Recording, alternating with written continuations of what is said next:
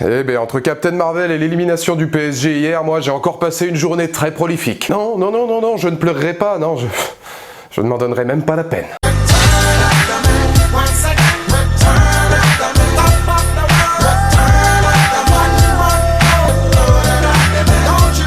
Bonjour à toutes et à tous, c'est Valou et bienvenue pour cette toute nouvelle vidéo, cette toute nouvelle critique consacrée à la gardienne de la galaxie, volume 0,5, 1.5, 2.5, c'est un petit peu vous qui décidez. Ou plus sérieusement la critique de Captain Marvel, le très attendu Captain Marvel de Ryan Fleck et Anna Boden, leur 6e film ensemble, c'est un duo. Avec évidemment Brie Larson dans le rôle de Captain Marvel, Samuel L. Jackson qui reprend son rôle de Nick Fury et Jude Law, alors qui m'a fait penser à Michael Fassbender pendant tout le film. Je sais pas si c'est un easter egg, je suis encore en quête de réponse. Et alors Captain Marvel était un film très attendu, le dernier film avant l'encore plus attendu Avengers Endgame, et Captain Marvel, malheureusement, alors c'est beaucoup moins triste que l'élimination du Paris Saint-Germain face à Manchester United. C'est beaucoup moins triste que ça, j'extrapole beaucoup, je peux pas vous dire que c'est un mauvais film, ce n'est pas un mauvais film. Maintenant, c'est pas ma came du tout pour plusieurs raisons, et la première, c'est que c'est d'un classique extraordinaire. C'est un Marvel dans le plus grand Marvel possible, ultra classique, ultra convenu, j'y reviendrai par la suite, mais le problème, c'est qu'aujourd'hui, tu ne peux pas voir un Marvel comme ça sans penser aux séries Marvel Netflix qui sont, elles, atypiques, sans penser à certains films comme Les Gardiens de la Galaxie, comme Black Panther, qui est quand même un des monuments de Marvel en ce qui concerne uniquement les films Marvel, ou même, évidemment, Avengers Infinity War. Et quand tu vois toute l'originalité de ces films-là, ou tout ce qu'ils osent, oui, forcément, tu peux être que déçu de Captain Marvel, puisque Captain Marvel, j'ai l'impression qu'il se saborde un peu lui-même. Et alors, c'était attendu, je vais pas faire le mec révulsé, ultra déçu. Le film ne donne qu'une seule chose, c'est-à-dire présenter le personnage de Captain Marvel et surtout sa force dans la plus grande tradition des présentations de personnages au possible pour affronter ensuite Thanos. Et c'est pour ça que le scénario est bancal et c'est pour ça que le film, à mon avis, sera de ce genre de film que vous allez voir une fois et que vous ne regarderez peut-être probablement plus ensuite, ou alors une soirée d'hiver peut-être sur TF1, parce que c'est malheureux, mais malgré ses points positifs, et vous allez voir qu'il en a, il n'apporte techniquement en termes de mise en scène et aussi scénaristiquement rien d'autre qu'une présentation de Captain Marvel dans l'univers Marvel pour affronter Thanos. Et je trouve que c'est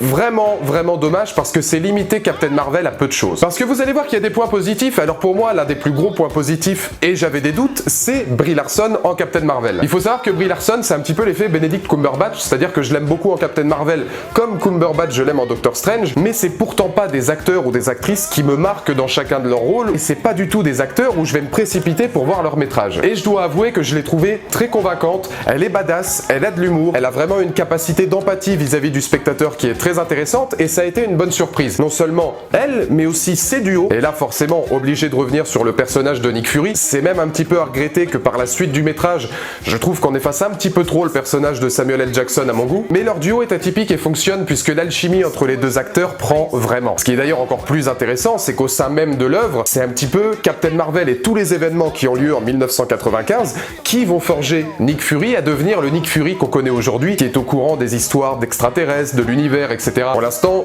il a plus le rôle d'un flic de Beverly Hills en tant qu'agent du Shield avec l'agent Coulson qu'il appelle le Bleu. La ville de Los Angeles, je l'ai trouvée d'ailleurs marquante dans un effet visuel, j'y reviendrai par la suite. Et tout ce qu'il va découvrir au film du film Captain Marvel, c'est des choses qui vont l'aider au fur et à mesure à devenir le Nick Fury qu'on connaît. Et alors ça, c'était ultra pertinent. Mais d'un autre côté, n'est-ce pas l'un des cahiers des charges à respecter à mon avis pour Captain Marvel, d'inclure extrêmement bien son film par plein de petits caméos ou easter eggs dans l'univers Marvel Studios. Ça, c'est quelque chose qu'on peut se demander puisque oui, c'est très bien fait, c'est peut-être un des films qui le fait le mieux, mais est-ce que c'est pas un petit peu à un moment donné normal quand on s'appelle Captain Marvel et que tous les films Marvel l'ont toujours très bien fait. Le film aussi a un côté effectivement assez féministe, on le voit par le développement du personnage de Brie Larson, on le voit par ses discussions, par ses idoles aussi qui sont toujours des idoles féminins, par le fait qu'elle va s'émanciper dans le film du personnage de Jude Law et qu'elle va s'émanciper d'énormément de situations pour devenir finalement quelqu'un. Elle le dit à la fin du film, c'est une phrase qui spoilera rien, je n'ai de compte à rendre à personne ou alors je n'ai pas à me justifier de quoi que ce soit. C'est aussi vis-à-vis de son rôle de personnage féminin. C'est intéressant pour Brie Larson et aussi musicalement. Parce que je vais vous le dire, Captain Marvel pour moi ressemble beaucoup aux Gardiens de la Galaxie. Alors c'est une forme de space opéra quand ils sont dans l'espace et non pas sur Terre, puisque le film se distingue vraiment dans ces deux catégories-là. Mais alors vraiment les parties à Los Angeles, c'est comme si Peter Quill décidait de revenir sur Terre et se dit merde putain attends, Dirty Dancing et Footloose c'est encore le meilleur film de tous les temps. Hey, yo, prepare yourself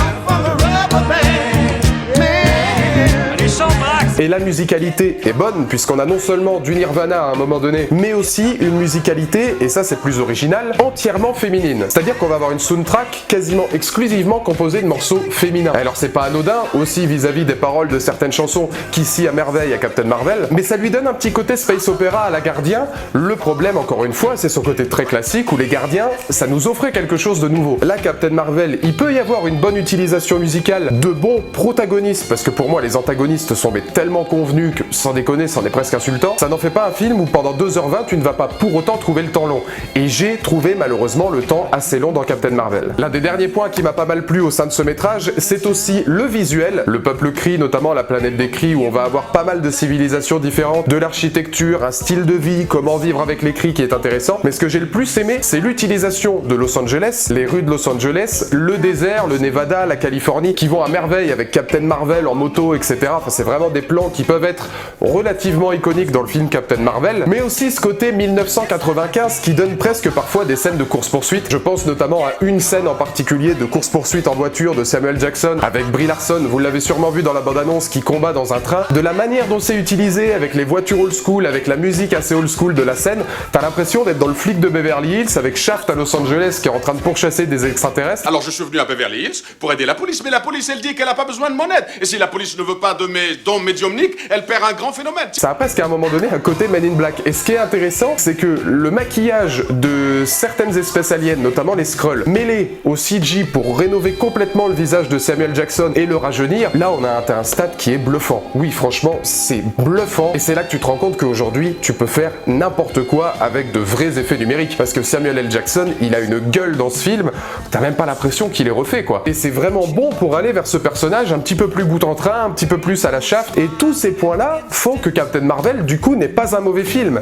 Ah, mais il y a le reste. Et alors le reste, ça va tenir sur un timbre-poste. C'est que c'est trop classique. Et il se saborde, je suis désolé, il se censure un petit peu lui-même en ne voulant montrer que la capacité des pouvoirs tout au long du film, qui est cousu de fil blanc, qui est très convenu d'un point A à un point B pour aller de Captain Marvel qui va découvrir ses pouvoirs, ses origines et qui va se révéler pour ensuite que nous on prenne conscience que c'est une menace pour Thanos. Le film ne veut presque donner que ça. Et c'est vachement emmerdant parce que quand tu regardes un film comme ça, tu te dis Brie Larson méritait peut-être mieux et le personnage de Captain Marvel, même si on se doute qu'il y aura des suites évidemment comme tous les Marvel, bah oui forcément c'est un petit peu frustrant. Encore une fois je le dis, quand t'as certains films novateurs comme Black Panther, comme Les Gardiens, comme les séries Marvel Netflix aussi à certains moments, les regrettées séries Marvel Netflix, elles ne restent plus maintenant. Bah oui forcément, si tu habitues ton œil à un moment donné à avoir quelque chose d'original, tu peux parler d'un manque d'originalité. Il n'y a aucune originalité, hormis quelques plans techniques et filmiques dont je vous ai parlé au début de la vidéo, qui ne ressort de Captain Marvel. Et si j'ai parlé de la relation entre Fury et Danvers, le reste est vraiment mais complètement absent. De Jude Law, en qui j'attendais plus, à des retours quand même de personnages issus des Gardiens de la Galaxie comme Korath ou surtout Ronan l'Accusateur, ils sont vraiment sous-exploités, il n'y a rien. Et le problème c'est qu'en plus de ne pas les développer, de base on n'en fait pas des caméos. Ce sont en théorie des personnages importants pour le film ou ses éventuelles suites. Alors oui, c'est un film, je pense, qui se repose un petit peu déjà sur Avengers Endgame, parce qu'il faut aller le voir pour comprendre ensuite ce qui va se passer. C'est un film cousu de fil blanc, avec des twists qu'on voit venir à des kilomètres, je dirais rien pour éviter les spoils, puisque c'est une critique sans spoil. Même la scène post-générique est attendue, et c'est peut-être la meilleure scène du film. C'est la scène où tu te dis, ok d'accord, les choses sérieuses commencent, là on n'est plus là pour déconner. Mais c'est tout, c'est la première scène post-générique, et c'est vrai que cette lente introduction, à un moment donné, je commence à prendre conscience que du côté de chez Marvel, si on est capable de faire mieux, et qu'on nous a déjà montré mieux, mention spéciale à une révélation où je me suis dit, là il y a quand même un problème, et je pense que c'est peut-être même les personnages qui n'y croient pas à un moment donné, où Danvers, donc le personnage de Brie Larson, va apprendre l'existence des extraterrestres. Alors, ça ne vous spoilera rien sur le film, mais la seule phrase qu'elle te dit, c'est « Ah bah dis donc, votre sang il est bleu ». Mais vraiment avec cette intonation-là, c'est-à-dire « Oh putain, il est déjà midi, bon bah c'est pas l'heure des côtelettes ». Et ça a vraiment cet effet-là, c'est-à-dire que les moments de mise en scène, narratifs, dramatiques, ou même les simples révélations que sont censés aussi avoir les spectateurs, ne sont pas suffisamment développés et ne sont pas suffisamment appuyés par les personnages et par les acteurs pour que nous, à un moment donné, on voit quelque chose de plus qu'une introduction de Captain Marvel pour le Marvel Studio. Et c'est dommage. C'est dommage et ça a un petit peu le syndrome pour moi Spider-Man Homecoming, qui n'était pas un film extraordinaire mais qui présentait un Spider-Man pour Avengers Infinity War plus qu'avoir un film en lui-même, puisque c'est vraiment pas l'un de mes Spider-Man préférés. Ça a le même principe que Ant-Man et la Guêpe, sauf que Ant-Man et la Guêpe, j'aime beaucoup Evangeline Lilly, c'est le cas de le dire, j'aime beaucoup Paul Rudd aussi. J'étais déjà limite plus dedans que Captain Marvel. Captain Marvel Marvel n'est pas un mauvais film, et dans les commentaires ci-dessous, n'hésitez pas à me donner votre point de vue, c'est pas du tout ce que je dis. Je pense simplement qu'on pouvait en attendre beaucoup plus. Est-ce qu'on va tirer sur l'ambulance? Est-ce qu'on va se dire qu'on est horriblement frustré et qu'on est ultra déçu? Non, parce qu'on s'y attendait. Donc n'hésitez pas à me donner votre point de vue et vos commentaires sous cette vidéo. Avengers Endgame arrive, ça c'est toujours bien, hein.